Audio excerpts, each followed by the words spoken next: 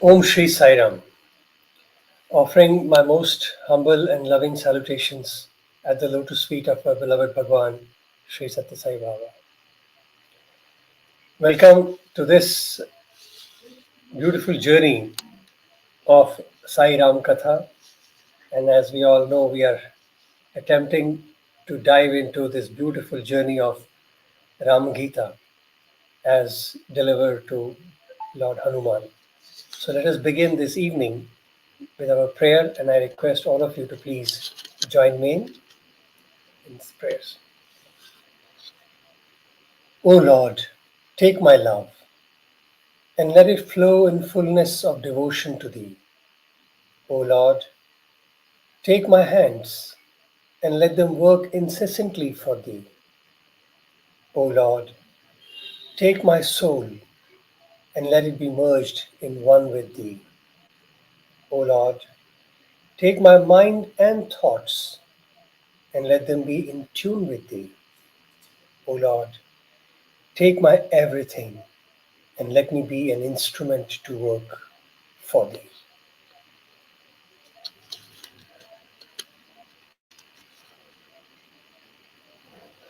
Om Shri Sai Ram. This has been a really wonderful journey for all of us, and more so for me and my brothers. We have had a wonderful trip in learning and going back into our days with Bhagwan. And it's many times it's like a eureka moment that when you're going through certain things, suddenly you remember how Bhagwan explained these concepts in his own inimitable style. But unfortunately, we were not ready at that time to grasp the inner meaning. And today, when some things, slight understanding pops up, it gives us immense joy. And that is our humble attempt to share that little joy with all of you. And we welcome all of you for this beautiful journey. And let me invite my brother Ranganathan Raju. Sairam Ranga, Sai Ram Katha. welcome, brother. It's been a delightful journey, but some gap. You are back here. I'm sorry. Thank you for that. Thank you. So, so Raju, we have been discussing Ram Gita. As you know, in Ram Gita, we have taken a beautiful journey, and there is so much that Lord Ram has explained. And if you recall, we had also shared how Bhagwan Ram has spent most of his life, like Bhagwan Baba, in delivering beautiful messages to different people in different parts. In fact, all his travels are filled with such kind of anecdotes. So today we are discussing in Ram Gita, we have come to a stage wherein Bhagwan Ram has spoken about Jivan Muktas, and in Jivan Mukta he has explained very beautifully about what are the stages of it, what are the attributes of it, and then in fact he blesses Bhagwan Hanuman and saying, now you may be blessed to have experience of a Jivan Mukta. So which I shared that it was something like a shocker to me that Hanumanji that moment was blessed with Jivan Mukta stage. And then we came to Vaidehi Mukti, the next stage of evolution, if I may say. And that is where the next chapter of Ramagita dwells into about what Vaidehi Mukti entails and how people practice about it, right? So in that we were discussing one thing, and which I wanted you to start. Let us start the journey with that very concept. In while discussing, there is a lot of people say that the will of God is required for achieving that state of Vedeha. And whereas we learned here that in Vedeha Mukti also, it's an effort of the being which has to continue. And the effort is described as a practices by different people. And I'm forced to pause that discussion and go back to Bhagwan for understanding that when we are talking about Ram and avatars, where does this role of the concept of will comes into being? So, on one hand, we understand that every effort requires a human endeavor, and then we have another aspect which says nothing can move without, especially after Jivan Mukta stage, all that is bestowed on people. Only the devotee has to keep on working in the same way, but the next experience, when it will happen, that is only in the hands of the Lord. How do you look at that? And Swami himself has said it, right? Many times Bhagavan has mentioned that. So, how do you look at that? And do you have any thoughts from Bhagavan's point of view? Yes, brother. In fact, I think Swami had in one of the interviews, one boy had asked Swami, Swami, we want your grace. And Swami said, it is always there. Grace is always there, like the sunlight. And it depends on you how you utilize it. Then he paused and then he made a very significant statement. He said, the only point when the divine grace is required is that switch from the individuality to the universal consciousness. Only for that switch is actually the needed component is divine grace. For all other things, your karma can take care of itself. So, as you said, I think divine grace is the most important ingredient for that crossover to happen. That has been the case with many of the sages and saints and their comments also. So, for example, Ramakrishna says at one point that Devi has to bless you, and we hear Ramana Maharshi saying the divine self has to will itself to show itself to you, and Mata Amritananda, she says that the divine consciousness has to lead you with hand into that supreme sea of bliss. Each one expresses it in a very different form, but everyone has the same point that ultimately it has to be bestowed upon by the divine. I think, as Swami beautifully said it, that's a threshold to Nice. which devotee can go and stand. Let me take this will from Avatar's perspective. Okay, and that is where the next topic, which in Atma in Ramayana also he has mentioned it in Gita a little bit, but I was thinking that because when we discussed it, we found something very interesting there. So when you look at the will from Avatar point of view, there was one incident I had mentioned in this episode before, that somebody said, Swami, all these hospitals and all that which you have created is your will, Bhagwan. And Bhagwan very casually brushed him by saying, I don't need will for that. It's only a thought which manifested into hospitals and all that. I only willed once and the creation happened. So, when you start thinking about it, that the will of God is something very high. But when we look at will of God, then you start wondering, is it really will or what is it? Because God Yes. says anything, everything is only his thought, not a will also. So Yes. how do you look at that part? Yes, brother. In fact, as as you were saying so beautifully, one of the boys in the interview again, he had asked, uh, we all go through this phase of the teenage, then the young adult phase, and the body begins to transform into a man or a woman, and hormones play different levels of havoc in each one's mind. So one boy took the courage and asked Swami, Swami, I'm finding it too difficult. He had discussed with his classmates also. He found it too difficult to control his mind. So he took the liberty and asked Swami, Swami, I'm finding it too difficult to control my mind. How is the case with you? How do you control your mind? And Swami gave a beautiful smile. In fact, when the brother was telling me, I was quite surprised that he dared to ask such a question to Swami.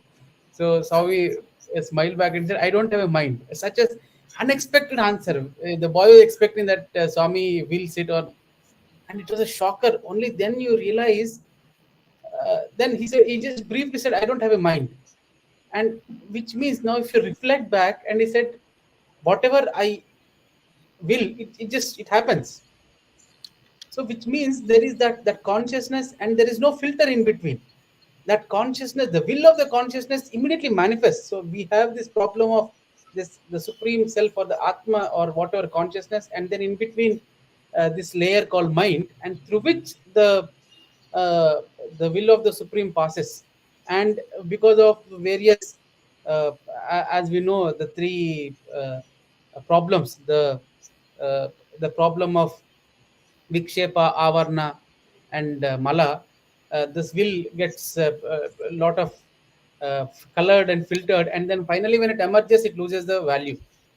No, So let's repeat the same sentence because it's very interesting. When you hear that, people should not mistake it as saying Swami saying that I don't have mind. The point is the mind aspect, as we understand, is like a bundle of thoughts. They say, right, and mind is a very which connects the human body to other things. But a person who is transcending all of that, the personality, the persona, so for when he makes a statement that I don't have that problem because I don't have the mind. So even the issue of mind doesn't arise for avatars because they are never within the control of mind or the jurisdiction of mind. They are beyond mind. I remember in Bhagavad Gita, Bhagavan Baba, Gita also, he has mentioned very clearly that in teaching about time, he's talking about time, Kala, and he says, GV, what is the difference between GV and Paramatma? He says GV is within one which is within the boundaries or the parameters of time, and the one which is beyond time, Kala Titaya Nama, that is God. So he says, person who is within the boundary of time cannot understand the beyond point. So the beauty is that, and he's written a word like that it's actually devouring, eating. It says Kala eats the GV, hmm, and God eats the Kala itself. So the word is that devouring. That Sanskrit word is like that. He's eating it away. He says the kind eats the human being. So if you want to understand union, yoga, devotion, meditation, you have to understand time. So that's how it went. And now I'm listening to you, I'm relating that here, that when Bhagavan says, I don't have mind, so it's because he never comes within the boundary of mind. But mind is a very beautiful reflection. And I remember you mentioning, you remember that yes, somebody asked about Siddha Sankalpa, and that's what I so was if you coming can, to. Yes, and if you can tell the so story, that will be nice. yes, so in fact, now what the implication of this statement by Swami is this. Now, how do you how does the materialization happen? As many sages and saints tell us that there is a thought, and then by the power of the will or the power of the self, that thought materializes. Is and One of the devotees from, I think he was from East Godavari, he was praising Swami that uh, the Sankalpa Siddha of, as in the praise he had used the word. Swami later corrects him saying that Sankalpa Siddha means there is a Sankalpa, which is the thought which has to travel to become Siddhi, or which has to manifest itself. That the journey of the thought to the manifestation, that journey is given by this word Sankalpa Siddha. But it is with Swami, it is Siddhi Sankalpa, which means even before the thought has emerged, or there is no difference between the thought and the manifestation of it, the actualization of it. So because there is no mind, since there is a mind, that sankalpa has to travel, transcend all the objects or the obstacles created by the mind, and then it has to materialize. But with the Lord Supreme, with that divine consciousness descending itself, the minute consciousness wills, it it materializes. So it is actually Siddhi Sankalpa. So there is that materialization and the conception of the thought. They are like the two phases of one coin. And Swami, as we all know those stories and instances where I remember Swami was holding once a tulsi leaf to one boy. He had put it in his palm and he closed it, and he said, "Open it." So he opened it, became a gold coin. Then he said, "Okay, close it now." And he said, "Don't show it to anyone. I'm just cutting the story short." But after a few hours, again Swami asked him for that coin. Now, when he gave the coin to the Swami, which actually he wrapped it in a handkerchief, it became a tulsi leaf. And then in front of everyone, Swami blew that the tulsi leaf, and it became a coin again. And he kept blowing. And each time he blew, the coin size became bigger and bigger. So it that time it looked like a great divine I should say magical trick. Probably wrong word usage, but I'm trying to make a point here. Now, the when I reflect back now, and even as the brother was telling me, Swami makes a statement. He says, Swami does not need to will. It just the minute it happens, the minute that thought, thought is not the right word, but that sankalpa comes in, it actually materializes. So from Sankalpa Siddhi, it is actually to Siddhi Sankalpa, where the thought is there and the materialization. Both of them act like the two sides of a same coin. See, when In you that, think about it, I realize that we can look at it. When you say sankalpa, it's like anything you want to do in life, any act. We, as they say, no, will it. You have to be strong. As you think, so it becomes. So we yes, are in a human way. We always teach and train ourselves and even our children that one should have strong will. And they say, will a small will is bad. So you have to will very strongly and then work on your will. That's how we are trained, right? So what happens here is, because of this, our understanding is that the manifestation can happen only after will. So will is a mind process. So as long as we are within the mind jurisdiction, this becomes a prominent thought that mind must will to act, and thus materialization will happen. Whereas for divine, materialization or the expansion of the life itself is a natural phenomena. There is no need for will for it to happen. It's a very natural expansion of life. And that is where I find very interesting that how Bhagavan puts it, that I am not Sankalp Siddha, I am Siddha Sankalpa. And I think Sankalpa here is not the word will, which is very conveniently used that way, but he is actually pointing that I'm not bound by taking a Sankalpa to do an act. For him, the actions were part of his nature. It is part of the natural phenomena of an avatar.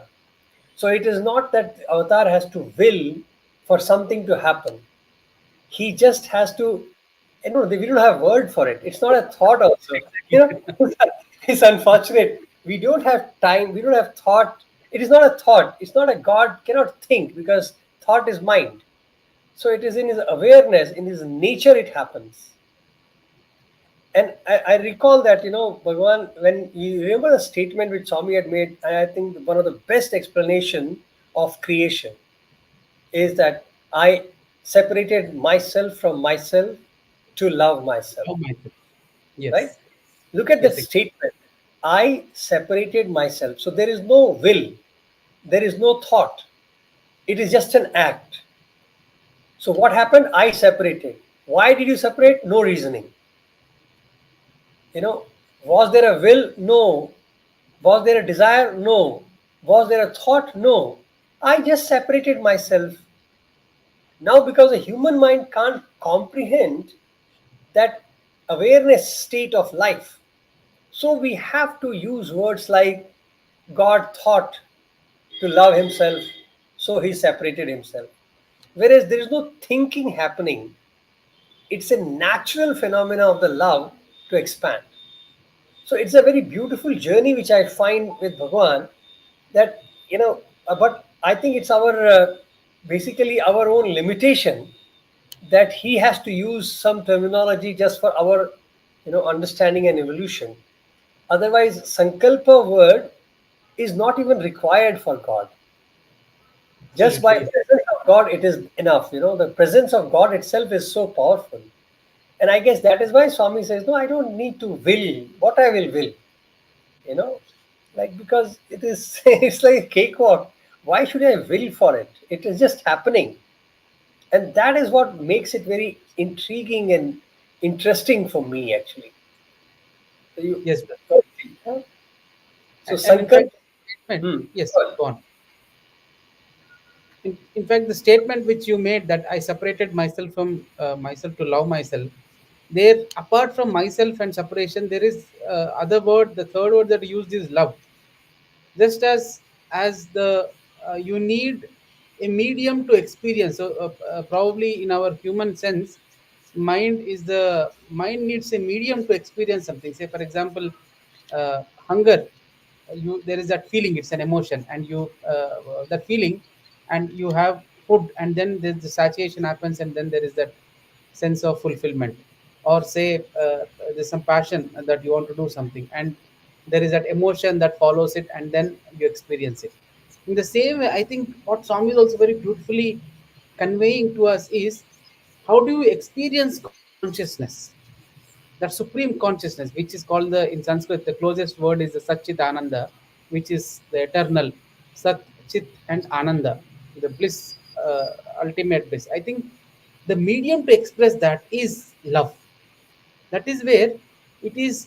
You have a medium to express something. In the same way, love is the closest, or probably the most pristine medium, which allows you to experience that consciousness in an unadulterated way.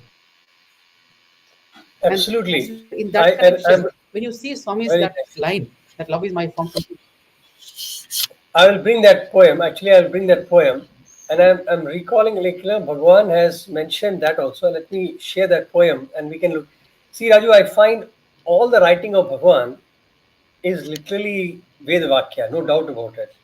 But the beautiful Absolutely. part I'm finding here is, when we are counting other day together, we were counting about how many Ramayans, how many Gitas have happened. So we found Hmm. that over 16 or 18 Gitas are available. And in fact, in Rama's period itself, 5 Gitas were delivered. So Correct. when you're looking like that, then I was wondering myself that how many Bhagwan Gitas Bhagwan has given. So we know one Bhagwan, he gave Gita for 32 days. And then he wrote Yes. Gita Vaini. So at least two documented Gitas we have from that perspective. But yesterday when we were discussing this and this poem came, I think my feeling is that this poem itself is a Gita. It's a complete Absolutely. Gita in itself. Let us look at this beautiful poem that Bhagavan has penned it down. Love is my form, truth is my breath, bliss is my food, my life is my message, expansion is my life. No reason for love, no season for love, no birth, no death.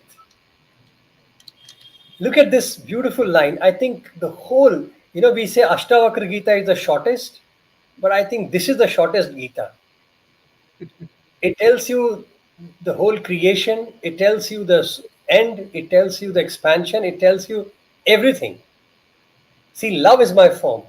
If I may attempt to really share my thoughts here, is when Bhagavan said, the basic core of Mahat, that Mahat Tattva, as we say, the starting point, he says, if at all you want to, collaborate with any character, that is love. Love. So he said that is what he mentioned, that if at all we want to put some correlation to what Mahat Tattva is, say that is the only thing you can say is love. And that love also, don't think from the body perspective of your human love. So it is very different. Now we are thinking of love, and the nature of love is expansion. It just expands. So that is probably the reason why scientists are not able to find out the reason for ever expanding creation. They know Yes. this, the creation is expanding, but why is it expanding? How far it will expand? They can't understand. It's And only from this. Yeah. sorry, go on, go on. Now I just want to finish this. Only Yeah. from this perspective, if we look at it, then we understand why the expansion, because it is love, and this also explains why it merges back and still expands. So the mergence is also not a kind of like, the nullifying of an event. It is like Purnamada Purnamidam, Purnada Purnamudachyate. So whether you take it out or you put it back, the measurement never changes. So this science, I don't think they can even comprehend this beauty, that how can something which expands does not grow, something which contracts, it doesn't disappear, it just remains. Because if God was infinity, then it cannot expand, because infinity is infinite. So expansion is just an attribute which is happening, but that expansion is beyond our comprehension. We don't know what it is. And when we say pralay, the contraction is also our own attribute, our own limited understanding. Actually, there is nothing contracting, because the main source of Mahat never changes. And I guess that is what the beautiful, profound message of Purnamada Purnamidam Purnada Purnamudachyate Purnasya Purnamadaya Purnameva Vashishyate. So even if you take it out or put it back, it doesn't change. See, there cannot be two infinities, right? So, which means the infinity which is expanding or which is contracting is also our own illusion or Maya. So, our expanding is the nature of love. So, which feels like the my love is expanding. Where is it going? Because there's nothing but love. So, expansion is also an interpretation of something which we are not able to comprehend. Your thought before we go into the Yes. poem, say. Yes, in fact, our the Vaisheshika Sutras, as by Kanada, and which Swami beautifully explains. Even another way of looking at that expansion is my life.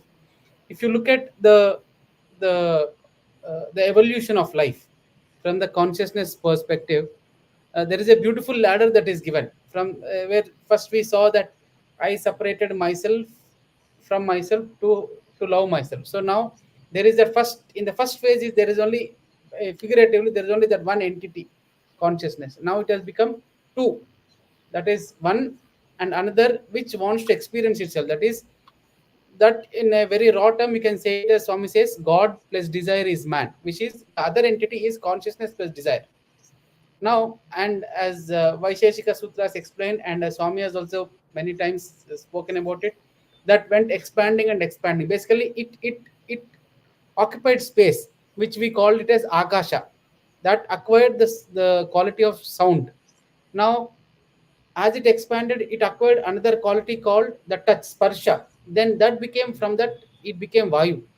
Then it acquired, as it went on, it acquired another quality called rupa, form. It became fire. Then it acquired another quality called rasa, taste. It became water. Then it acquired another quality called gandha, which became earth, matter. And this is the Annamaya Kosha which you talk about. And then it acquired another quality called the ability to intake. You took a look at sand, you look at stones, which they take a lot of heat, intake, which is the prana, the five pranas, first prana. Then another quality called outtake. They give out heat, they give out temperature, apana.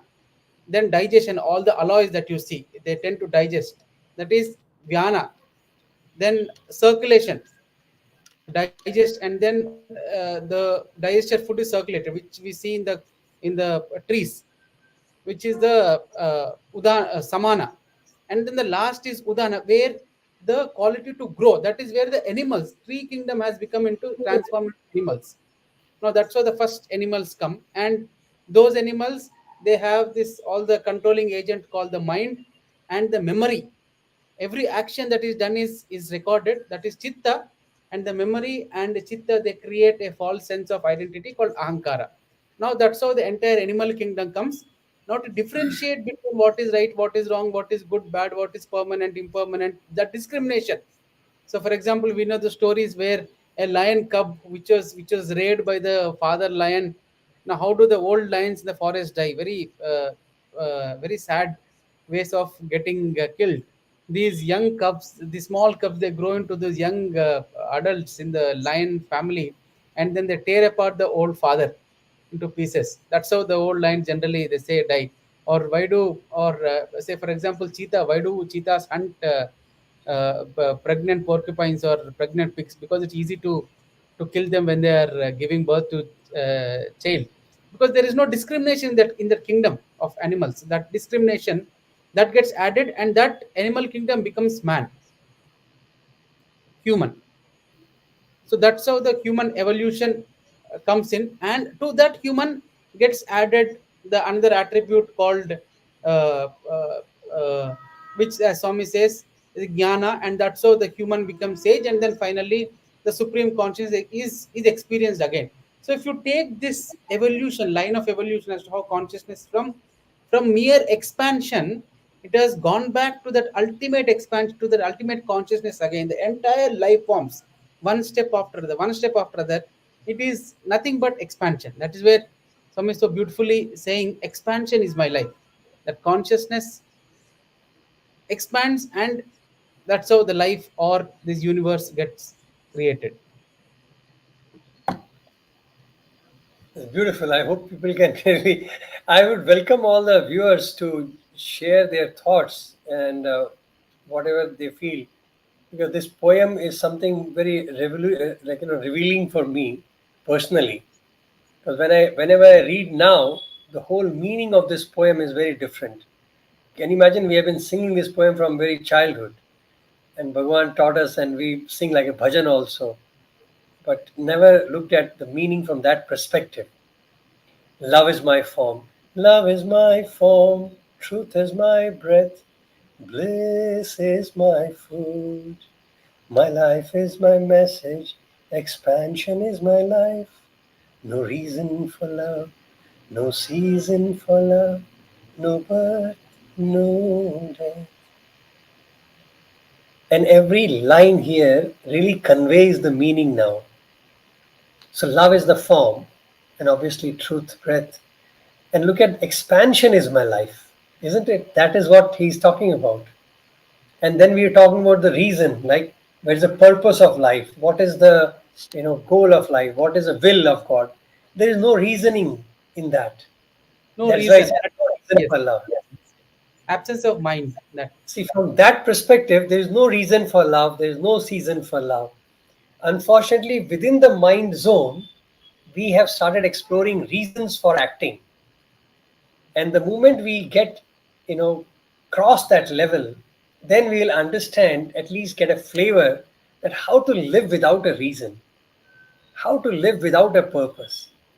And only, in a marketing language, there's a conflict always that people require for motivation as a corporate thought. We require some incentive for motivation, people to work.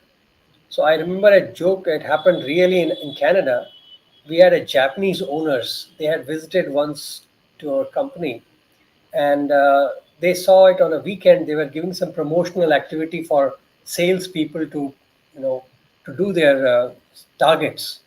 So the sales Japanese person asked a manager who was visiting. He said, "Don't you pay them salaries? Like, don't they get good pay?" He said, "No, they are getting paid." He said, "Then why do you give them this kind of incentive?" So for him, an incentive is something extra. Why are you paying for the same job which they are anyway supposed to do? So it was like a shocker for our Canadian bosses to think that, oh my God, what we have taken it into as a norm, that we need to give incentive for people to do their, to get a better out of them. In their Japanese thought process, that was supposed to be natural. So they didn't require an incentive to sell better, because that is how their job was. But imagine, even in the human territory, we can experience this subtle fact that we do not require incentive to live properly. The moment we start looking for incentive to live forwardly, then means we are living at a very low level of consciousness.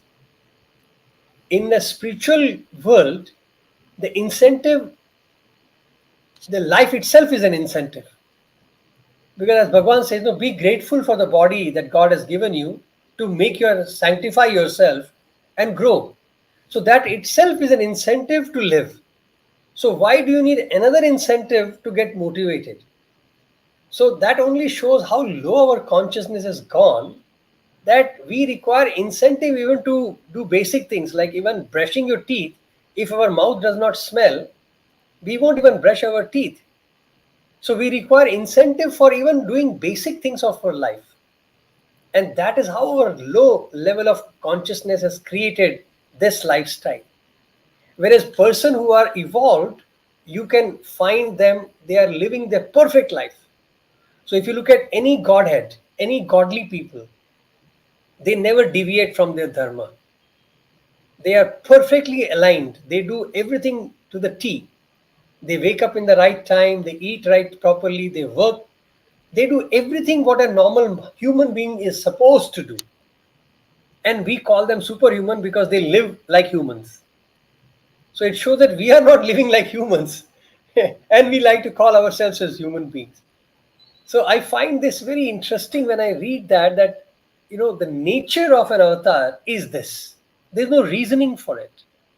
And if humans, as a human, we can learn to live as humans, probably we may become avatars. Because avatar is living only for us to show us how to live. So for him, the living does not matter. He is beyond that.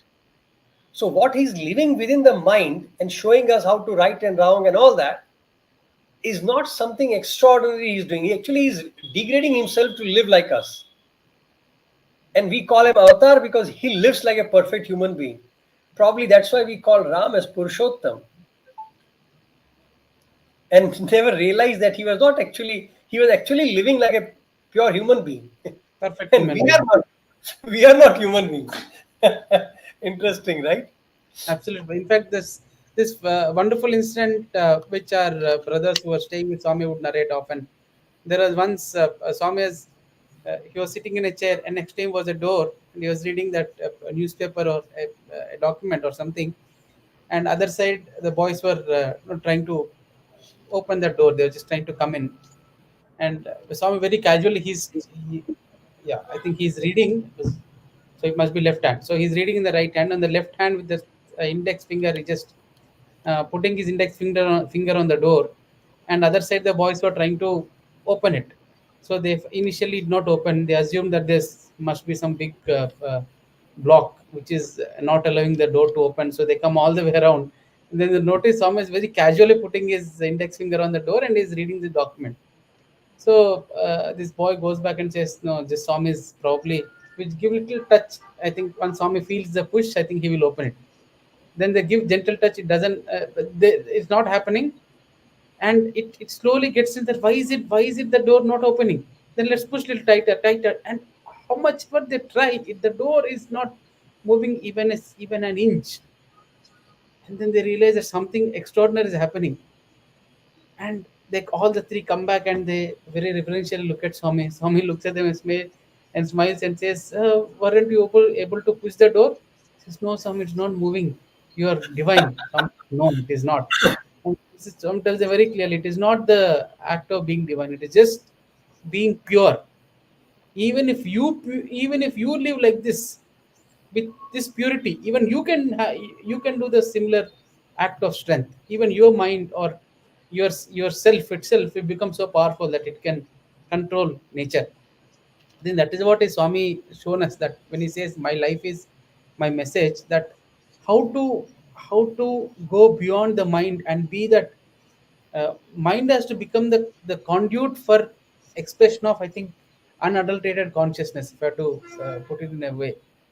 I think that is what Swami has shown us, and I think the only way that can be done to achieve this objective is love, as Swami says, or love and service. In that expression of love in an action becomes seva, as Swami puts in a very nice Telugu poem. He says, "Kayambuto cheyu karyambulellanu mataladuchunundu matalella." Whatever work that he defines seva. What is that you mean seva? It says kayambuto chai karyambulellan. All the action that you do with body. Mataladuchunundu matalella. All the words that you speak, and it goes on. All the thoughts that you think, all the worries that come into your mind, all the daily activities of puja that you do, all the daily course of the daily errands of the life that you undertake, everything if you do with love, and he adds with love for God, that is seva. Think that expression of that love in daily action is seva. That is where you see the divine in the hands of divine. Action or karma means the daily activity. Activity becomes a tool to refine life, to refine the living. So any act in the presence of God, like I think there is a question that one of the brothers has put in the chat saying, is there any specific schedule for solar eclipse followed in the hostel? Yeah, yeah. Yeah, and I think that is where Swami, the beautiful differentiation that Swami gets in. You don't need a specific time and place to make things into divine object or or into the divine zone, if I have to call it. Like, say for example, there's a puja room, you go and sit there and you do worship. It is only for your mental makeup or the preconditioning that is being done to your mind. Otherwise, with Swami, every act, like I remember once this Ganesh Chaturthi was happening and the boys were building those chariots. One of my classmates was only, he was not so adept in all this artwork that he was only serving buttermilk to all the boys who were doing it. And finally, the Ganesh chariots come to Pulanthal for procession, and Swami is blessing, Swami is breaking coconut. But Swami, amongst all that crowd, in that confusion, Swami finds this boy. He goes and stands next to him, blesses him, gives him Pada Namaskar, and poses a photo, poses for a photograph with him and the chariot. And Swami says, good, like Swami is appreciating for the seva that he has done. And all of us go and ask, what is the great service that you have done? And very sheepishly, see, that time we thought Swami got confused. I mean, so immature were our minds. He says, no, I only served buttermilk. Now when I think back, said, my God, what a great message the Lord is telling us, is conveying us. That, and another time I've discussed this earlier. One of my classmates, Uday Girish, we were given that service or the job to clean the tiles before the hospital is inaugurated. And so and once we come back to the hostel in the evening, morning entire day was spent in cleaning the tiles. Even you come back, you recount, like the teacher would ask how many tiles you cleaned, or the class in the room, we are each one say 30, 40. We, the bigger the number, bigger is supposed to be your seva. And finally this boy was very silent, and we asked him. Finally it came to his turn, and he said, very sheepishly, he said, one. And I'm quite surprised, one whole day you cleaned only once. So we thought he's wasted his time, and the lazy and all those adages that got onto his personality through our words.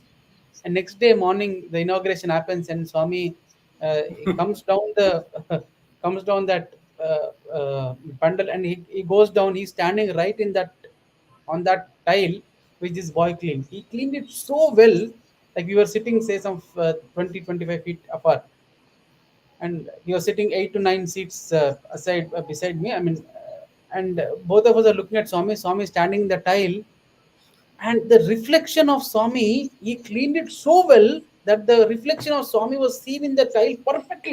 You can actually see it. Swami is like the two Swamis, one Swami standing, one Swami in the reflection, so perfectly cleaned. And Swami looks at the tile. Swami looks at him and looks at me and gave a smile. No word was spoken, but a lesson which is enough for a lifetime was taught. Realized that whatever work you do, do it in such a way that it reflects God. I think that is where, that every action you look at, for example, Avatar or any avatar, like for Rama, Krishna, every small activity that they do is so perfect.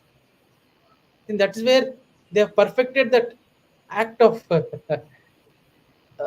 doing or living. Don't say that they are perfected. Oh, Whatever sorry, they do is perfection. sorry, yeah, the wrong Whatever word. they do is perfect. Yeah, it is so beautiful. That's why, no, Let, because when we talk from our perspective of mind, that is where the confusion starts. exactly. Because we need to have some kind of a measurement, some kind of a starting point, ending point. That is, but from that top-down approach, these things don't exist. His life is not having a purpose, an end. It's a continuous flow, and in that flow, it is a game. So it's a very beautiful thing, which it's like unfolding it slowly, slowly in front of us. But I find it very interesting, honestly speaking. Very interesting it is. But I love this example of Swami. That one tile he cleaned and he got blessing for that one tile. Unfortunately, today we are trapped with our calendar activities, how many Narayan Sevas we have done and all that. But look Yeah. at the way Bhagwan expects us to, because if one style can purify you, you don't need 10 tiles. That's beautiful. Okay, let's carry on. And in this stage, Hanuman, Lord Hanuman is like us. He's actually representing the whole. human evolution. So his next question to Bhagwan Ram is, because when he's talking about all this concept of Vedaya Mukti and all that, and he says how the Indriyas may be detached from the object of senses.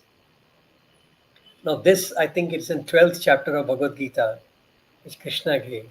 And here he comes in the 6th chapter and he's asking this question to Ram, because the object, it is very sometimes, mostly looking at it, the sense object can be removed, but the attachment to that, that which comes from object, that is the most important thing.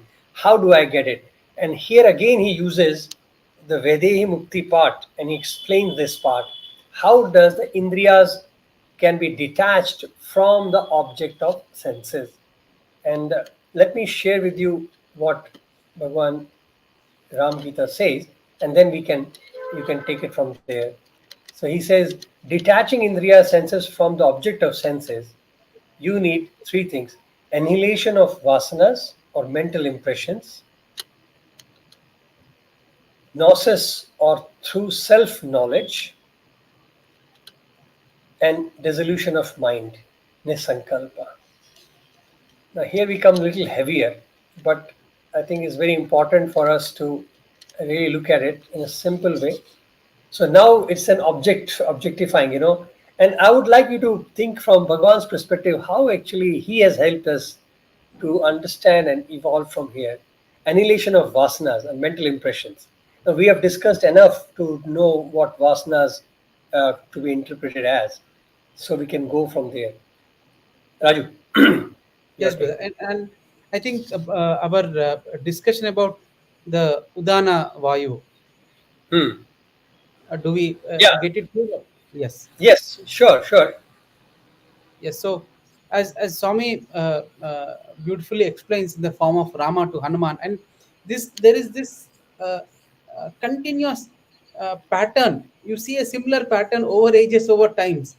There is a phrase in which Shankaracharya is doing a bhashya on on Bhagavad Gita, in which I'm not able to recollect the entire poem, but in which he says the fact that Arjuna is asking questions and Lord Krishna is answering with so much patience, it is because it is not only for Arjuna. Those questions are actually meant for each and every one of the seekers. And it is in the same thing that we see even in Hanuman and Ramachandra. The questions that Hanuman is asking are not for Hanuman. It is through Hanuman, it is for the entire humanity. And it is only our patience and interest that allow us to discover the great diamonds and jewels that the Lord Ramachandra has given to Hanuman or Lord Krishna has given to Arjuna. It is for each one of us to explore. And in probably in the next few lines, Rama says as to how the vasanas can be controlled. But it's very important to understand beautifully. If you look at the yoga, the Vasishta yoga, the Yoga Sutras of Patanjali, where he beautifully explains as to how the mind, the vritti, the concept vritti, or the thought, how it actually uh, goes on to create itself into various forms, and the life progresses. So we spoke about those five vayus, like prana, which is the function of intake, apana, which is the function of outtake, and then prana, apana, vyana, which is, Udana Samana.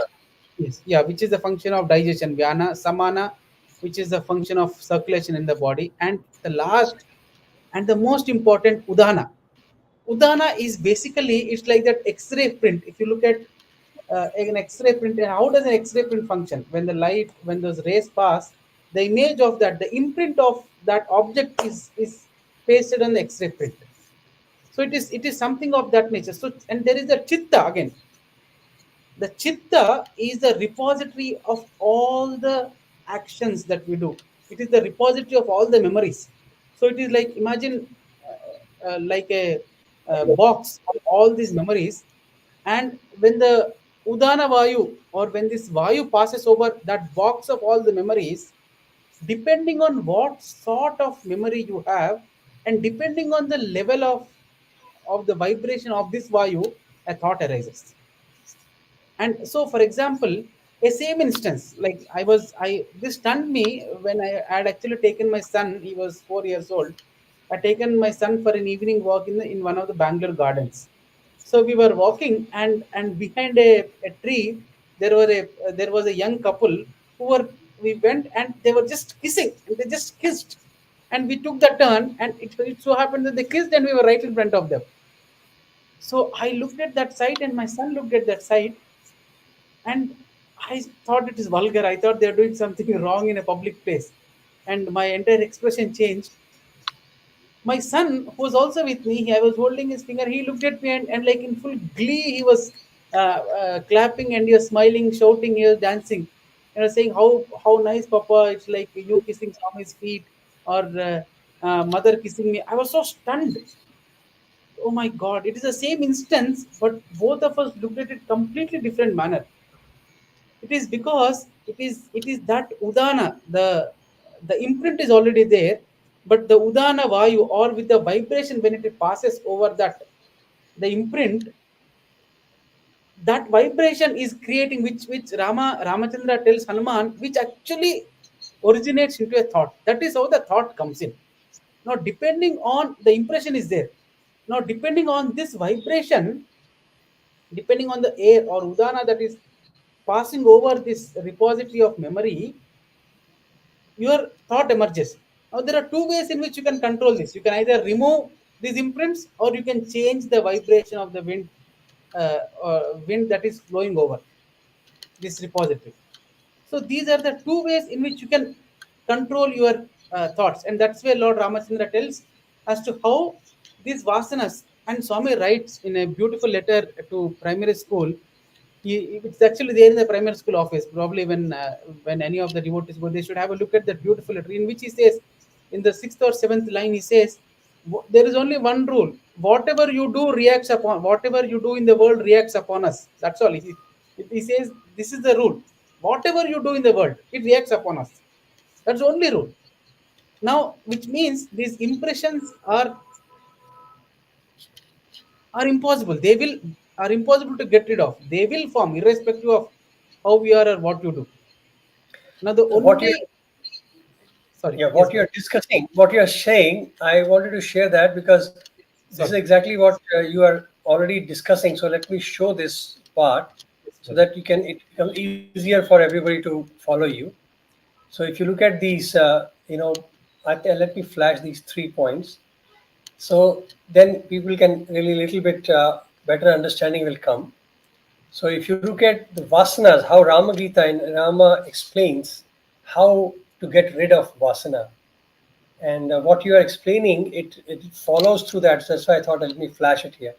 So intellect is a source of mind, and constant reflection upon things of strong experience brings about the extreme wavering mind, which is the cause of birth, death, age. So the beautiful, this is the chitta part of it, right? That imprints, how the imprints follow it. So if you, what in simple words, I think what I understand is that if we give thought to a thought, Yeah. if you think about a thought for deep, for longer, then it remains as an impression and it becomes a vasana. So the first thing is that we should be careful about what are we thinking about. So that is probably why Bhagwan would very easily say that watch your thoughts, don't follow them. Because thoughts are inevitable because of senses and all that. The thoughts will come. It's like cloud coming and going. But do not follow the thought, because the moment you follow it, it gets hold and it becomes an impression and it leads to vasanas. And the second point, on account of vasana, the prana begins to vibrate. And this is where you are talking about the udana vayu, Yes. and the vibrational transmitter to the mind germ, the subjective mind, and causes it to sprout. So the mind germ, which is talking about, is the basically that chitta, from where when the vasanas are vibrating, it touches that. So I think now if you explain the tree of chitta has two seeds: vibration of prana and the vasana, the imprint. And now you can relook at the whole thing from that perspective. I think this is what you are telling, and what Yes, how Swami. Ramagita explains it. So you can start with the second point and then go with your Yes. udana. As Swami, as Rama explains, on account of vasanas, the prana begins to vibrate. So, as you're discussing the prana, which has a certain level of vibration, now when that vibrating vayu touches upon this repository of vasanas, now this the combination of these two create a some he says causes it to sprout in sprout of thought, that it becomes a thought, and then you tend to act upon it. So that is why there are two variables that you can control in this. It's either the repository of imprints or the vibration of this thought. Now how do you control the repository of this imprints? As Swami says in one interview which was given to one of the senior devotee, which Brother Bishop beautifully captures in his book. Swami asked him, "What is the proportion of your sadhana and self reflection?" He says, "Swami, my sadhana is actually 75% meditation and 25% self reflection." Swami says it should be actually other way. It is 25 percentage should be on this spiritual practices, but 75%, 80% of the time should be spent on self reflection. That is where the first point comes, that the only way to ensure that a thought doesn't become a deep vasana is to reflect upon its momentary nature or its causes. As Swami says in other context, when you realize, the other day Shailesh sir was giving, he was quoting this beautiful speech, this beautiful anecdote. Says we say you are given, you love ice creams, and you are almost about to lick the ice cream. It is just right at the tip of your lip, and your tongue is almost coming out. You cannot resist ice creams, but someone passerby or your professor comes and say, wait, no, just give it 1 second. But there have been instances where you cannot control ice cream. The minute you see ice cream, you start watering, and you go and you want to have it. But at this point, the professor comes and says, there actually by mistake, when the ice cream was being served, there are 2 drops of potassium cyanide that fell into the ice cream. So the minute you hear that the word, the potassium cyanide in the ice cream, which means you die instantly, all your desire vanishes, and you just throw it away. Why? Because you have become aware of the consequences of that action. And that is where, when we become aware of the consequences of our own actions, Swami said, it's like when you hold a snake, you will not hold it for long, because you know that it can come back and bite you anytime. So you immediately throw it away. In the same way, when you become aware that the consequence of your action comes back to bite you at some point of the time or the other, you tend to be very careful. That is where the reflection, the intellect is basically the discriminatory part of the mind, where once you begin to discriminate, then you ensure that a thought doesn't become an imprint on the chitta. You just brush it away. And that's where Swami gives a beautiful analogy in another place, like the soap that you are using to scrub your body. Namasmarana, he says, Nama is that soap. You you when you're bathing, you might be thinking about your work, you might be thinking about your fight, you might be thinking about your food, whatever you might be doing. You might be thinking about the hot water or the cold temperature outside, whatever you might be doing. Irrespective of what you do, the soap that is scrubbing on the body is tending to clean the dirt of the body. In the same way, Swami says, whatever your mind be upon, but if that nama, the soap of namasmarana is on your mind, slow and on your tongue, irrespective of what you do, what you think, slowly and steadily, it scrubs away these impressions, and it over time it cleanses. I think that is where this slide so beautifully Very captures. nice. I just wanted to highlight one more thing about the Vayus. See, these are, as they say, as a prana shakti. So it is a life-giving Vayu element. And I don't want people to get bogged down by the names like prana, pana, udana. because these are the terminologies given for a different acts of the Vayu. So what is inhaled is prana, apana, like that it is mentioned. So udana is that vibrational Vayu, which when flows over the chitta of vasanas, that vibration creates, it drums up the chitta, and that is where the latent vasanas imprints get activated. So that is why there's an example which Bhagwan used to give about that, the mud in the water. So if it's a glass tumbler, if you have settled it, so the mud sits down. But when you little bit shake, if you do, the whole water looks dirty because the mud rises up. So this is what Udana Vayu actually is doing. When it passes through that, it just shakes it, and and you suddenly start getting all your vasanas up, and you start thinking about all the negative thoughts and everything. And once you stop that Udana Vayu, it settles down again, but it does not clean it. And that is where I feel the Namasmarana plays that pure water falling into the tap. So when the tumbler is filled with pure water continuously, first there is an upsurge of all the negative thoughts because the Udana Vayu has shaken up the latent vasanas, imprints.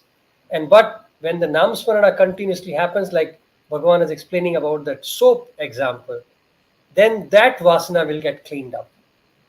So the Udana Vayu should be looked at as the vibrational Vayu part, that part which has been described as which actually activates or drums it up, and then Vasanas rise. And if it is that Udana can be merged with Namasmarana, then it becomes like a pure water falling on it. So whatever is drummed up also gets washed out. So that is why the emergence of Namasmara in the breath is the key for cleaning vasanas. I hope I'm making some sense here. I'm also learning by speaking. Right, Raju?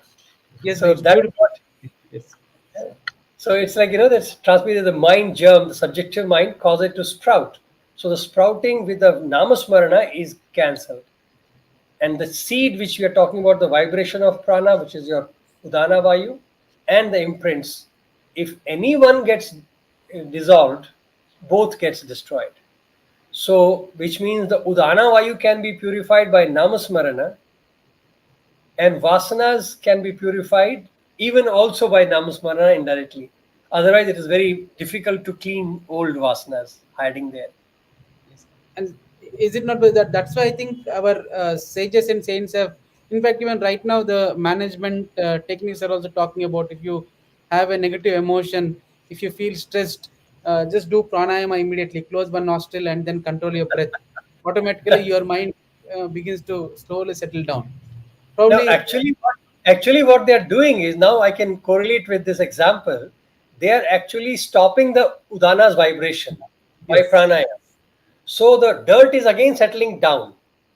It is not cleaning. That is why they have to do recourses again and again. Because each time you stop chanting, it falls down. Each time you stop pranayama, it again gets settled. So that means the dirt is not leaving you. The imprints are still there. It just still, got drummed up. So by namasmarana adding to that the pranayam is actually the soap part of it. So without namasmarana, if you do pranayam, it is only drumming it up and resettling it down. That's all it is.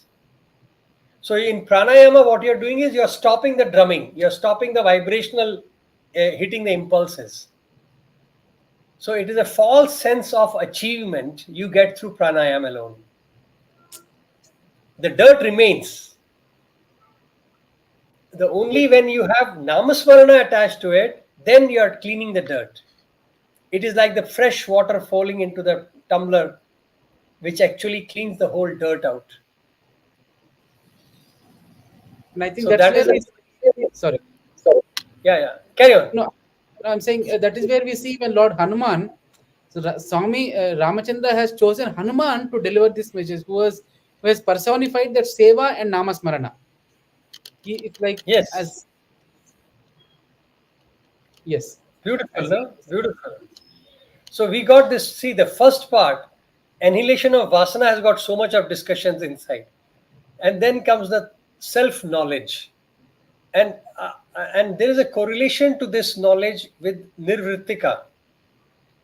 So you remember we were discussing this, and can you yes. explain again the nirvrittika part? Vritti, Nirvasana we are now, and nirvrittika. Yes. as so now uh, we have now annihilated the vasanas. Now, problem is what our Patanjali Yoga Sutra. It is so the six Shed Darshanas of Sanatana Dharma. They're phenomenal texts. I think every probably every human should be reading them at least once in a life. And that's where Swami says in one poem, when you have the Himadri Vanti, Himadri Nagama Vanti, Ghanaraja Rasamundaga, Yela, and he says Pachatya Vidyalu. Why do you go after this petty fields of science of Western knowledge when you have those mountains equaling to Himalayas in your own backyard? And that is where the Shed Darsanas of our Hindu, or rather the Sanatan Dharma, the one of them is the Patanjali Yoga Sutra. And just to add another point, sorry, a brief diversion. Swami has, through his writings, he has simplified each of these for common man's understanding. You actually we find a one is to one translation in Swami's writings. Say, for example, you take the Prasthana Trayam, which is the Upanishads, Bhagavad Gita, and Brahma Sutras.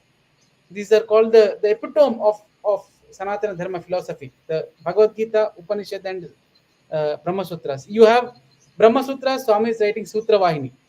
Gita Vahini, you have Bhagavad Gita, Swami writing Gita Vahini. For Upanishad, you have Upanishad Vahini. And then you go to, for the Shed Darsanas. If you go to our Patanjali Yoga Sutra, you have Dhyana Vahini. Swami has distilled that essence and he has given it in such a way that anyone can even understand while reading it. Say Dharma Vahini is nothing but our Gautama's Nyaya Sutras, Purva Mimamsa and Uttara Mimamsa distilled. If you So that is where I'm coming to, where Swami speaks about in Dharma Vahini, and Patanjali Yoga Sutra captures it in a technical manner. Patanjali says getting rid of vasanas is only the first step, but problem is not that. Problem is there is a problem which is lurking beyond the scenes. Which is, what is it? He says, what is the problem?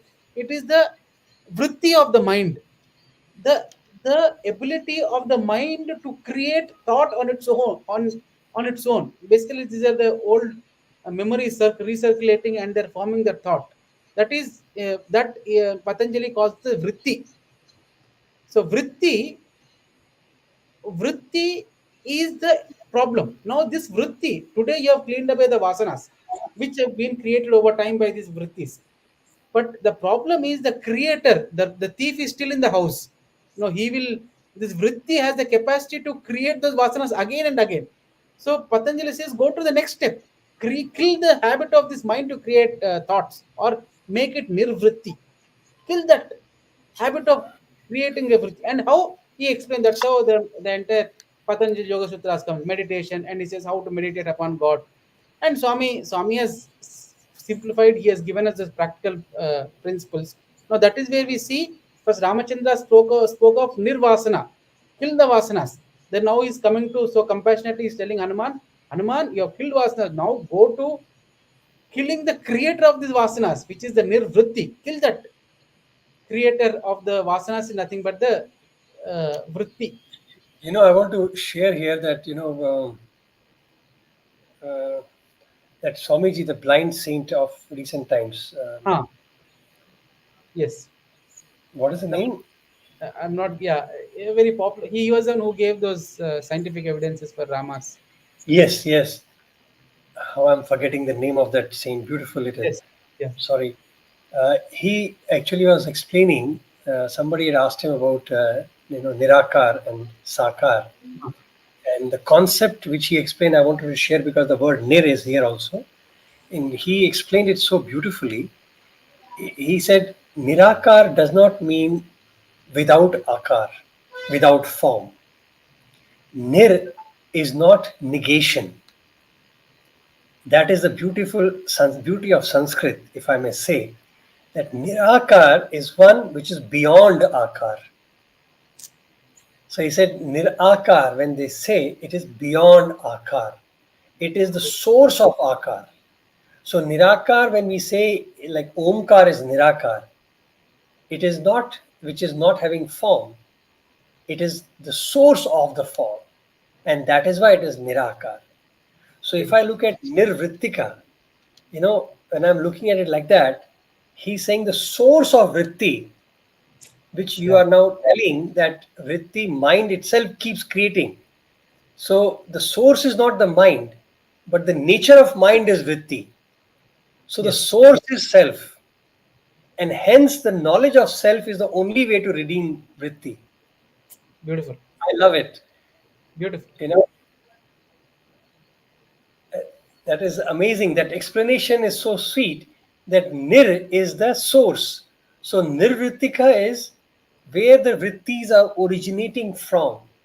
Mind is only creating it because that's how the mind is. The nature of mind is to keep creating it. So mind is not the creator of it. Mind is vritti itself. Mind is thoughts. Thoughts are vrittis. So mind is vritti actually, which is jumping and dancing and all that. So the source of vritti is the self. And that is where this point came up very beautifully. The gnosis and the knowledge of self becomes the second object detachment process, isn't it? Now I find it very honestly very interesting now when I relook at it, that detachment, when he explains the gnosis self-knowledge is the second part, which he says. What do you think? Right? No? Beautiful. Yes, exactly, brother. First, he started. I mean, like such a methodical teacher. Such a, in fact, such a great teacher. First, he spoke about vasanas. Then he added that word mir, which he said like go beyond vasanas. Then you find yeah, the chitta is the problem. Mind is the one that is you cleanse that. Now he added one more word to that vritti or to Isn't the it? mind. Mir. He said now go Vasana, beyond even this mir. nirvasana. It is vasana, nirvasana. So you got Nirvasana. to go beyond, which is the source of vasanas. And that is what gives you Vedehi Mukti. So once you go into the source of these things, it changes. So Vrittika's solution is self. Hence, through self knowledge.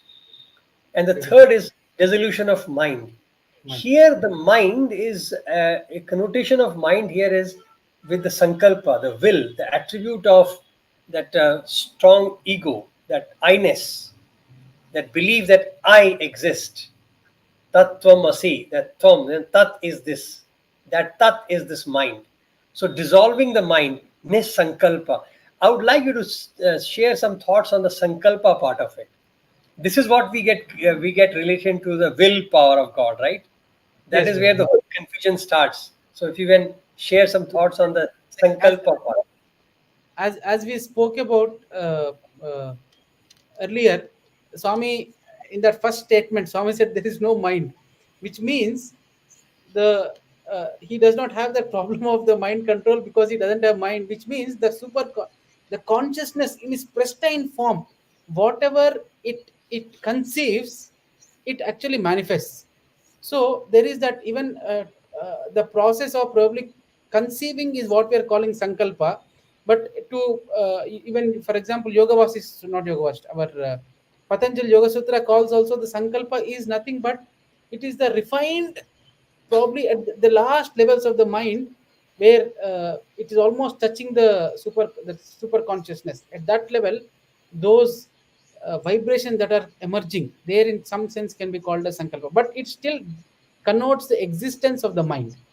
Now, Swami has there is a beautiful discourse in which Swami says, God has no sankalpa. He is talking in the context of Ishwarama's prayers. He says God has no sankalpa, but it is actually the prayers of the devotees that allow the Lord to create these sankalpas. He, and he says that is how these things are manifested. So, which means our prayer is the one that the compassionate Lord receives, and then he converts it into his sankalpa, so that those tend to manifest. Now, if you look at every manifestation of the Lord, it in some sense or the other, it's actually a prayer of the devotee that has rooted itself to the Lord and gained the power of that sankalpa and manifested itself. Brother. Sorry, So sorry. yes, no, I was just, yeah, you can add on. So that is where now, as Swami is saying, or Ramachandra is saying, to cross even the sankalpa of the human mind is this nisankalpa, is uh, the ability to even to conceive that it's actually different from the supreme identity. The difference there is that I, small I, and the big I.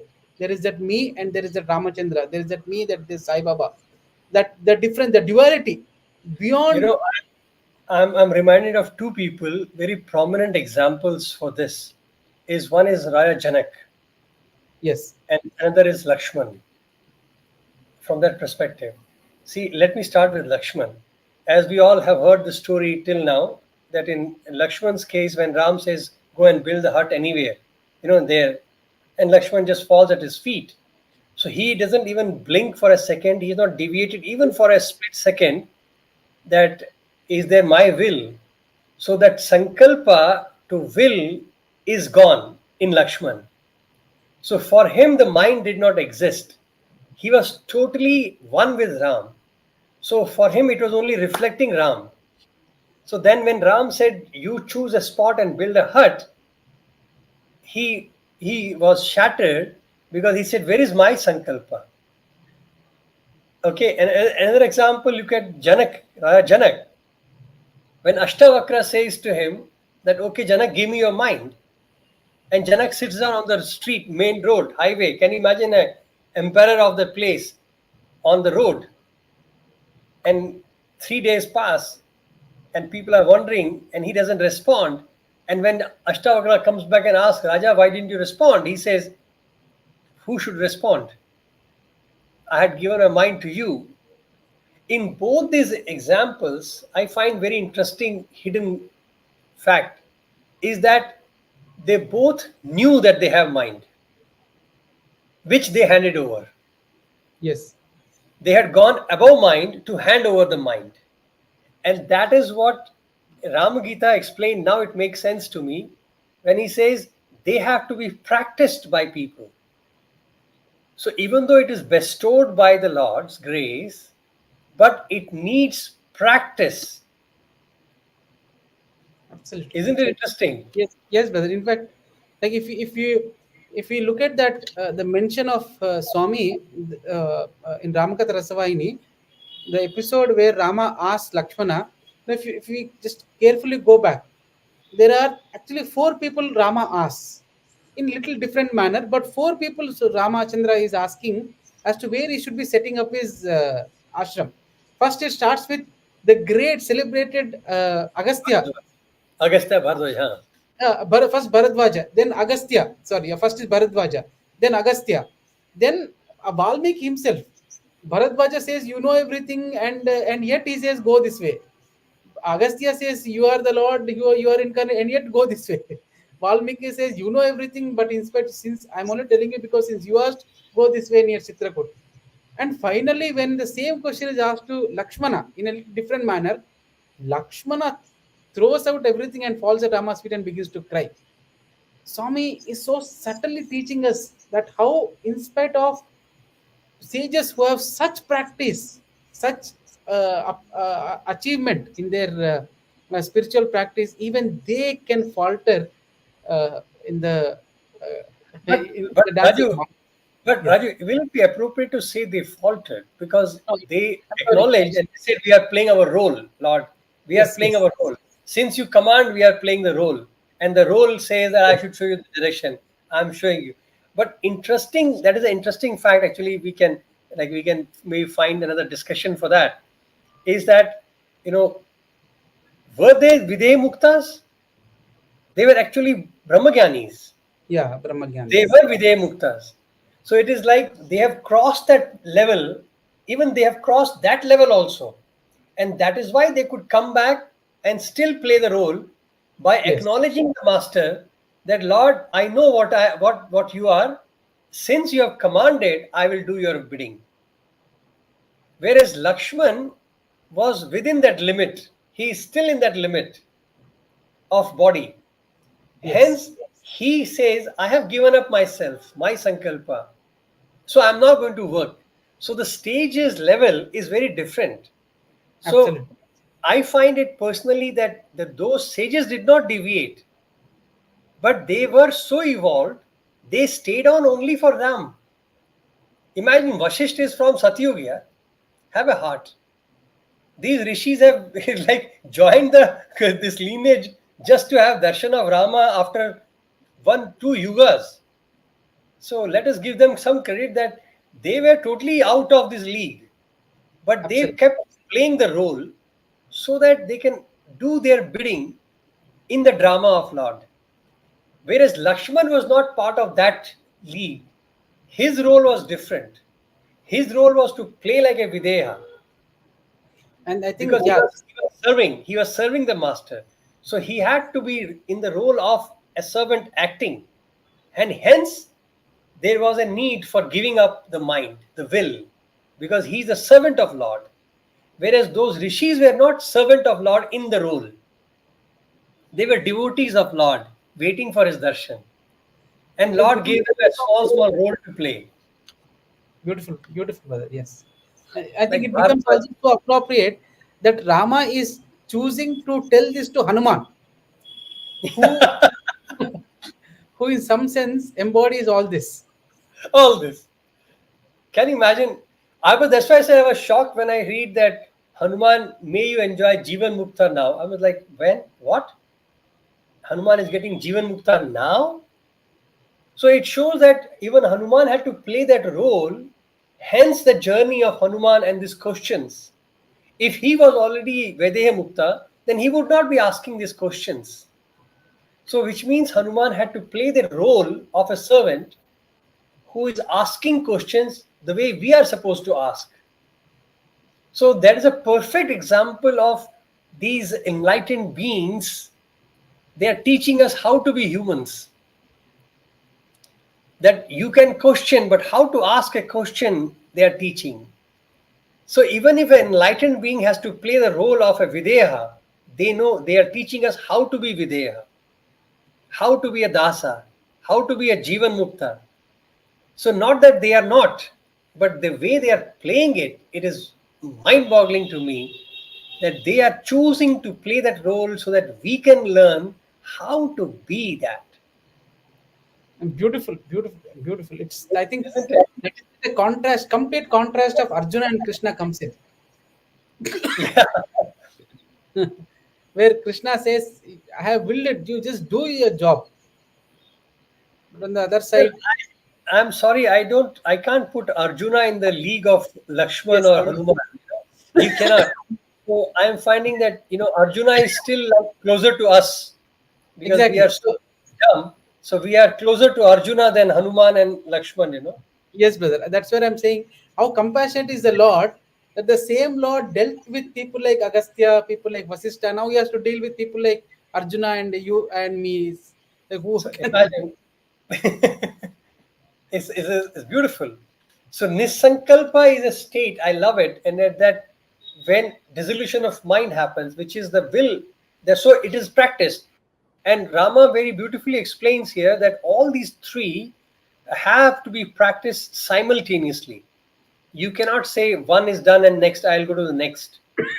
Basically, all three have to be continuously practiced, and I think that is what Lakshman and Raja Janak represented when it comes to the Nisankalpa part. And all of them, actually, all of them have this attribute, so they are showing you beautiful. And here again, let me just quickly go through that. Here again, he talks about the karmas. He talks about all these agami, sanchit, and thing how it has to do. And he has explained very clearly again that as a Jivan Mukta, you are as a Vedeha Mukta also, you can have the body. So body does not change that effect that you are videha mukta. But only thing is because of prarabdha karma that you have the physical body, the body has to go through the karmic effect. But because you are already videha, so that the bliss which you are experiencing will be unfettered. But in Jivan Mukta, there will be some experience of pain because of the linkage to the body. So that is the only difference that Lord Ram, Bhagavan Ram is explaining here. And I think, brother, that mention of karma also, the action, there are action that Rama talks about, right? Five types of action. Yeah. Yes, I think the point that you made, where he tells Lakshman or where he tells Hanuman that all the three have to be practiced simultaneously. I think the Uh, only tool which allows us to practice is action, is the karma, in the sense action. So that is where action becomes the most important. Swami, in one discourse, Swami says, "Chittasya karma chittasya shodhani." Where Swami says, essentially, I'm not getting the complete line, Sanskrit line, but he says, karma is the tool, the most effective tool to clean chitta. And that is where Ramachandra yeah. gets the concept of action. After talking about this Nisankalpa Nirvritti, now he begins to explain to Hanuman about the five types of action that should be undertaken daily, so that these are So we will practiced. come to that. Yeah, we will come to that. So actually, the point of karma was, in fact, Bhagwan Baba also said that, and Lord Bhagwan Ram also has said the same thing, is that the only purpose of karma is chitta shuddhi. So if you want to put a purpose of any action, it is chitta shuddhi. So that is where he culminates. But before we come, Raju, let me take you through another thing. And so he says now the part of the self knowledge which we are talking about, and here he talks about what are the hindrances to the self knowledge. So here he's talking about saying the vasanas, but he has loka vasana, shastra vasana, and deha vasana. So we got the idea of it, but I'm sure we don't need to spend much time, but we can quickly run through this. If you can quickly highlight what is loka and shastra and deha vasana, so it will be enough for that. So Raju, please go ahead.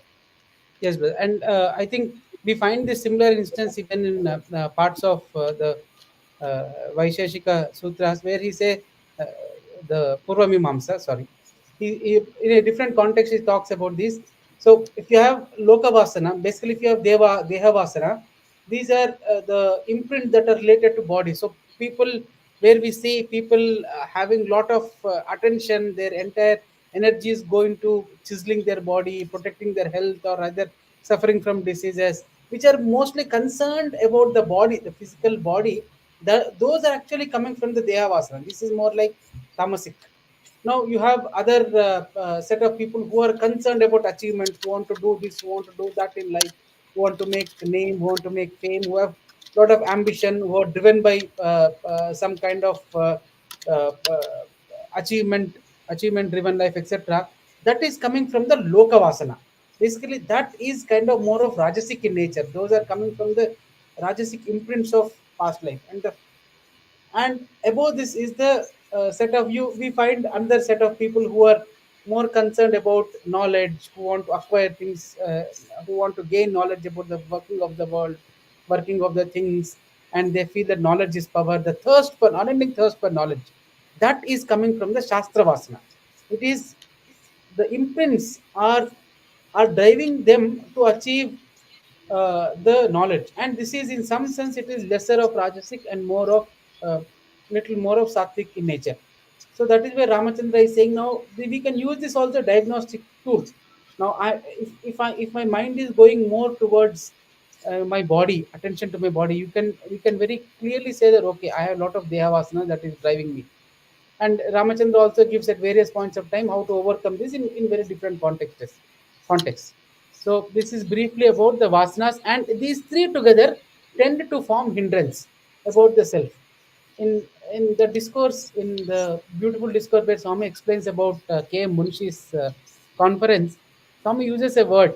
There are a lot of intellectuals who are sitting there, and he says in Telugu, he says, but the problem with that with the intellectuals is their own intellect, their own intelligence is the problem to their realization, which is nothing but that the Shastra Vasana, which Swami is very jokingly Swami remarks, saying, you know how those people behave. And here is what Swami Ramachandra is telling us: vasanas can be get deprived by performing activities without attachment, chasing out all imaginations, the worldly things from the mind, and always remembering the perishable nature of the body. Brother, do you want to explain this? No, yeah, just to same thought, we continuing here, how to get rid of vasanas. I think this is the same thing which is talking about karmanya vadikaraste. So you have to do an act without attachment, and by detaching yourself from the fruit of action, by imagination of worldly things, like don't expectations, and always remember the perishable nature of mind. So contemplation again is the best part here.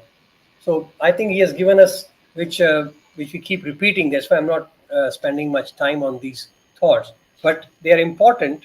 But if you really look at it, these are the basic things which we all know. We just have to practice it, and that is what makes it. Let me jump in here with a Srinivas brother has sent a question here, Raju, for you. 1 second. He's writing based on the example discussed. Dissolution of mind is a reversible process if that role is played by the Lord. And he explained reversible as a person who has reached the stage of Brahmagyani by giving up the mind can again come to the level of applying the mind if commanded by Lord. In that sense, is that reversible? So, Raju, you want to take the shot here?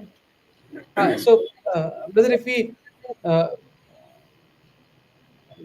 if the author of Power versus Force, where he explains beautifully, he says one of the chief characteristics of a person who has achieved uh, self-realization, he says the mind becomes a tool, it does not become a master.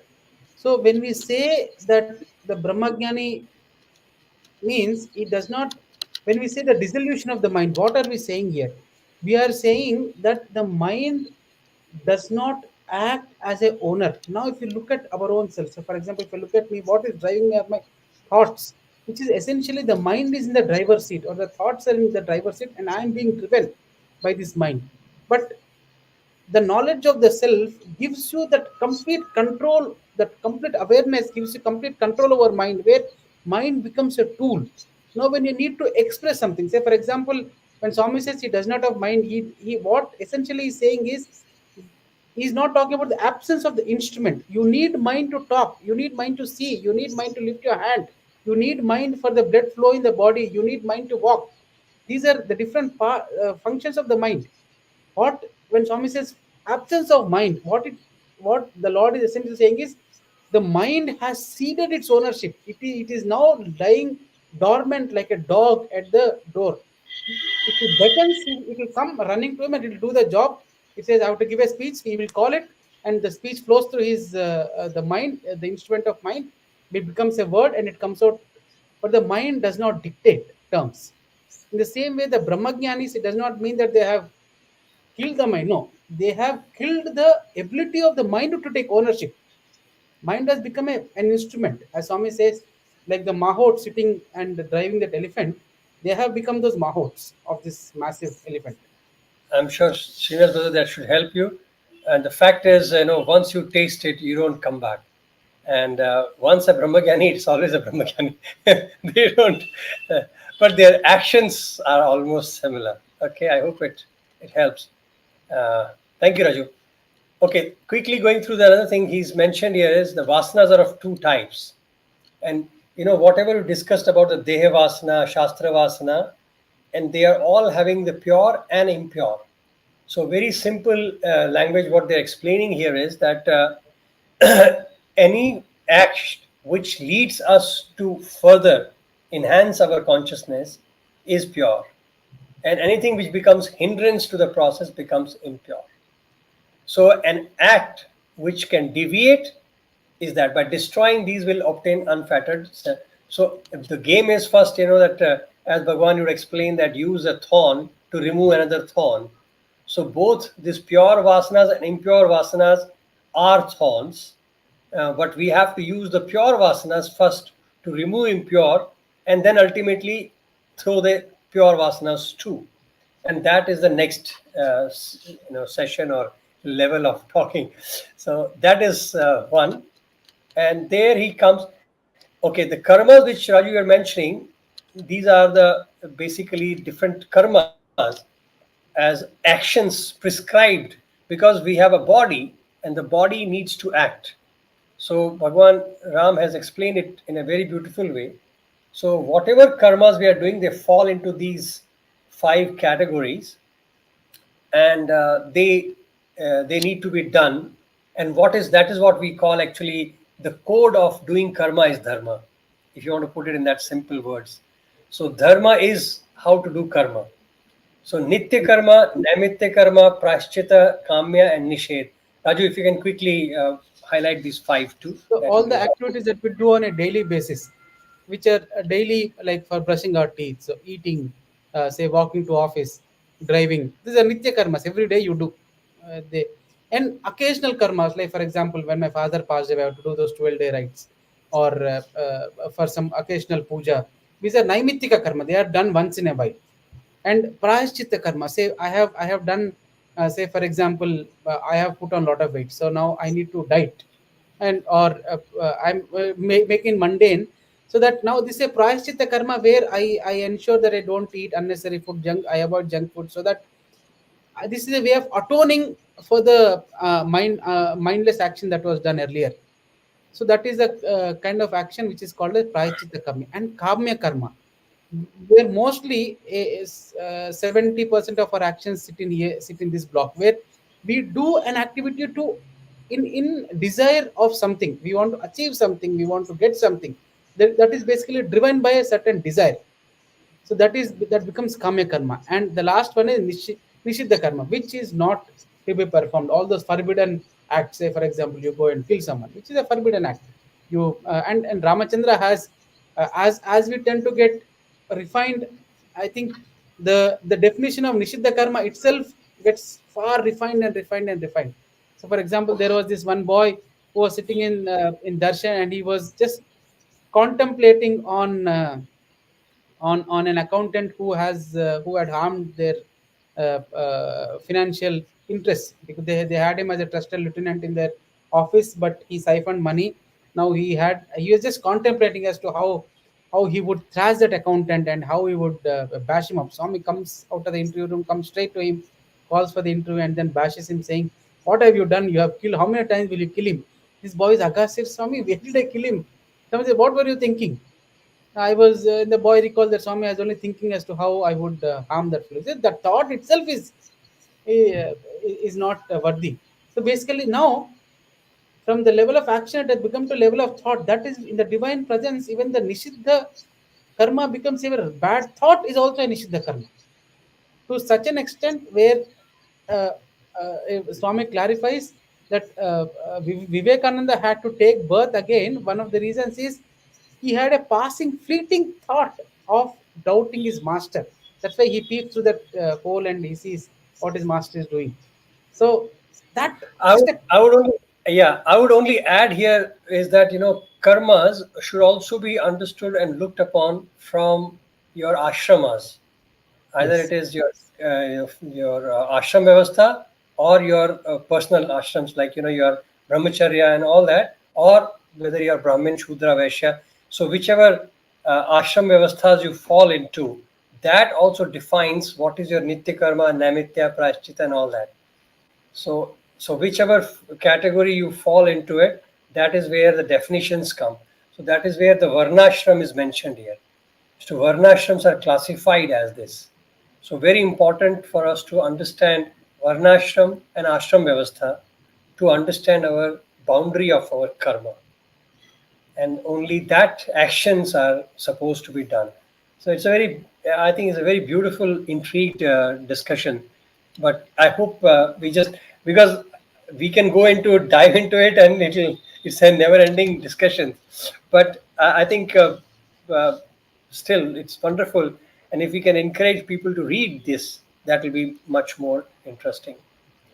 So, lastly, Raju, in this session, this chapter, Ram is explaining one more thing is about two kinds of dissolution of mind. So Sarupa and Arupa. So the mind which we are talking about, how do we, dissolve? So in Jivan Mukta stage, what we are dissolving is the Swarupa of the mind. And look at the word he has used here is Arupa. This is a very beautiful Arupa in case of Videha Mukta. So it is actually there is still the Rupa, but there is Yes. a transcending of the Rupa is there. So transcending of Rupa. So it's Arupa, dissolution is Arupa. So subjective. So in here, you know that there is a form, but you are totally detached with the form. So that's why it's Arupa. It has not gone beyond beyond the form. It is still the association of the form. I love this stages, because I don't know if at all we can experience it, and I wished and pray, but I find it very interesting how it's explained. Sarupa is with Sarupa. Arupa is when you go when you are consciously away from the form. Beautiful. What's your take, Raju? Absolutely, brother. Yes, I think as you put it so beautifully, that the only difference is Sa plus Rupa and A plus Rupa. And it becomes, I think, Nir plus Rupa later. So that Yes. Sarupa, Arupa, and Arupa. Nirupa That is where the Nirupa part will come. is Sa Rupa, with Rupa, and beyond Rupa, and far beyond the source of the Rupa, Nirupa. You were actually, if you have some time, you were mentioning about Taittiriya Upanishad correlation when we are Yes. talking about the vasanas part of it. I Yes, just so I recall. was, yeah. So in fact, I was just saying as to how beautiful our Sanatana Dharma, the scriptural knowledge, where we have Taittiriya Upanishad, where if you look at Taittiriya Upanishad, there are actually three uh, uh, blocks or three Upanishads within that, which is one is Brahma Shikshavali, second one is Brahmanandavali and Bhruguvali. And how does the Taittiriya Upanishad, very briefly to talk about it, how does Taittiriya Upanishad come? Yajnavalkya disobeys his master, his uncle, and uncle gives him a sharp, and Yajnavalkya vomits. As a student, since the Yajnavalkya disobeyed his teacher, he vomits all the knowledge, and the birds, the small birds, eat that. They called Titara birds, and then they begin to speak this knowledge. That is Taittiriya Upanishad. Now it's a very figurative way of conveying a message. How should a student behave? They say first is Shikshavali. Shikshavali, they talk about what are the three things that the student should know. Very simple is Shikshavali, Matru Devo Bhava, Pitru Devo Bhava, all which Swami makes us chant during our convocation. Mother is your God, Father is your God. Nanyane Vadhyani Karmani Tani Sevitavyani Satyam Vada Dharmam Chara. Follow truth, follow dharma, the basic operational things. Second, they talk about Brahmanandavali, where they talk about the uh, five koshas. How what is Annamaya kosha? What is Pranamaya kosha? What is Manomaya kosha? Vijnanamaya kosha? Anandamaya kosha? It is here that the concept of vasanas come in between the Pranamaya and Manomaya. The concept of vasanas is embedded, which Ramachandra is so beautifully deliberates. And the third is Bhruguvali. Bhruguvali, in which they say, how do you experience, how do you transcend these koshas, and how do you experience these koshas? How do you go beyond them? And Bhrigu, and that is where they talked about Bhrigu and Varuni. Bhrigu asked the same question to his father Varuni. Varuni does not give an answer. He says, "Go sit and meditate," which they are telling indirectly to all of us that the only way to experience these truths is not through discussion. It is only you have to go and reflect. And they say, I think finally, everybody should read Vali, Brigwali. It's beautiful. It's a yes. very beautiful way. And finally, when Bhrigu realizes, every time when he comes after one stage, he goes and asks his father, tells his father that this is the one I have found, this is the one. But finally, when he reaches that state, he is simply sitting silent, and he says, Aham asmi pradama jarutasya purvam devyabhyo amrutasya nabha. He does not come back. Father goes and says, now you have found out. It is in the silence he knows the answer. The silence has become eloquent expression of his self. And I think that to cap it, I think whatever Ramachandra told Hanuman, yes, it is very good at an intellectual level, but it does not make sense to us till we deeply reflect upon it, till we meditate upon those words, till we meditate upon those meanings. This is where the Taittiriya Upanishad kind of encapsulates the knowledge and the ways of attaining the knowledge. Beautiful. Huh? Really, I would personally request all the viewers to look at this beautiful Upanishads, especially this Shikshavalli and Bhriguvalli. They are very simple. I think it is written also very simply, and but the process is very sweet. How he goes through each kosha each time of a research. It's like a research person who is doing a research comes back to his professor and says, "I found this." And instead of professor telling him what to do, he says, "Go and continue your research," because he knows you have not found it. So then he comes back again and says, "I have found a second level from Annamaya Kosha to Pranamaya Kosha." So then again he goes back and says, "Manomaya Kosha." So it's a beautiful journey, and that way the Bhrigu explains the whole thing. But now you have put it in a perspective that Shikshavali, it gives you, in a very layman's language, it talks about all the knowledge, but it actually tells us about how to get it and what it is, to know yourself. And then it talks about the Bhrigu, which talks about how the self is encased into these five. And then obviously the Anandavalli and all that. So it's a fantastic journey. So Raju, thank you very much. I think it's a beautiful, session, and I hope we have completed the sixth chapter of Ram Gita, and then we'll jump into it. But last word, and here he says that after you have achieved all of this, and I want to cap it and leave it audience with this thought, is after you have achieved Jivan Mukta, Videha Mukta, now you are ready, eligible for Nirvana.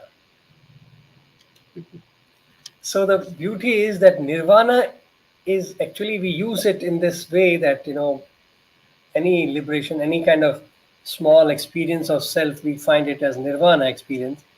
But when you understand, we can see how different saints and seers who have been in our fold, we can see at what level they all became enlightened, but enlightenment also has got different stages. So even after Jivan Mukta, even after Videha Mukta, the third is Nirvana.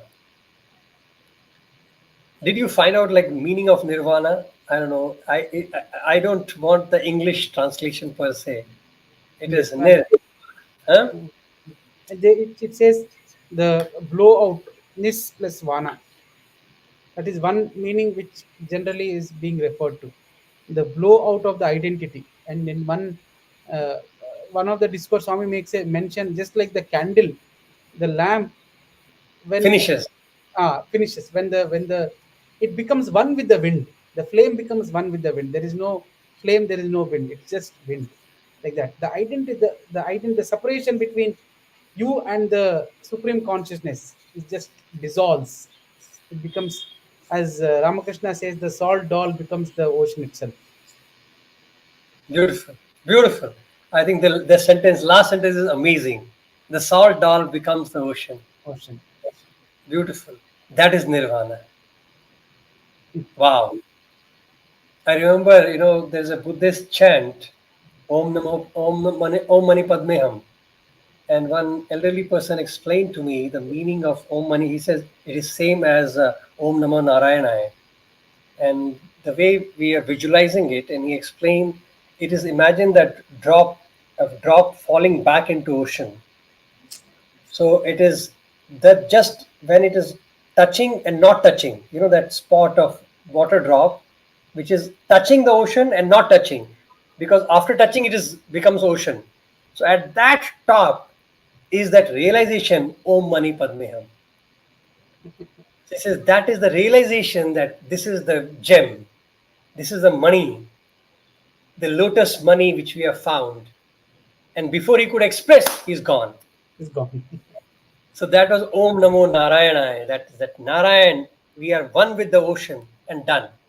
So that last experience of that amazing magnitude of brightness of money is called Om Mani Padme Hum.